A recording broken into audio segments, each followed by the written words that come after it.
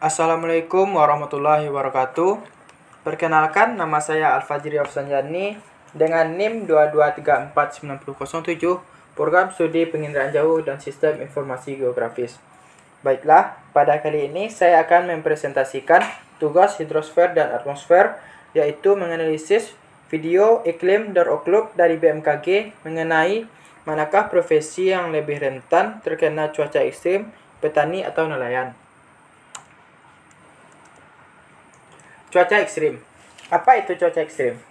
Melansir climate.gov disebutkan bahwa cuaca ekstrim merupakan sebuah kondisi ketika terjadi anomali pada pola cuaca.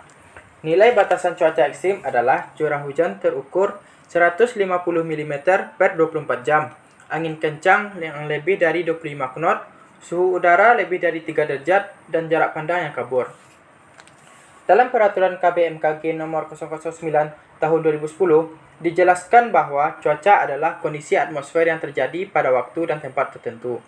Sementara cuaca ekstrim adalah kejadian cuaca yang tidak normal, tidak lazim yang dapat mengakibatkan kerugian, terutama keselamatan jiwa dan harta.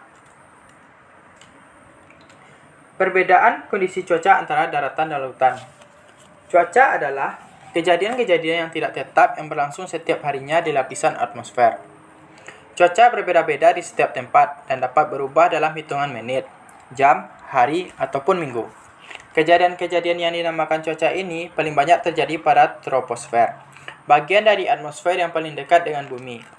Berikut perbedaan kondisi cuaca antara daratan dan lautan. 1. Inti kondensasi lebih banyak, konsentrasinya lebih banyak di atas daratan daripada di lautan. Jumlah inti kondensasi di atmosfer ini dapat mempengaruhi ukuran tetes hujan yang akan dihasilkan oleh awan. Semakin tinggi konsentrasi inti kondensasi, maka akan semakin kecil ukuran tetes hujan yang akan dihasilkan. Itulah kenapa tetes hujan di daratan lebih kecil daripada di lautan.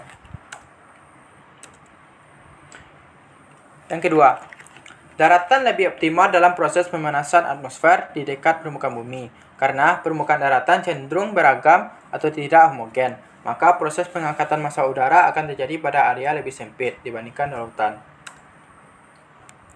Yang ketiga, semakin banyak uap air yang dibawa oleh angin dan terkumpul di atas area, maka awan yang terbentuk juga akan semakin besar.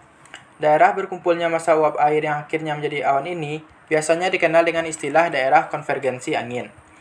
Angin darat dan angin laut ini menyebabkan wilayah pesisir laut memiliki pola hujan yang bervariasi terhadap waktu daripada wilayah daratan.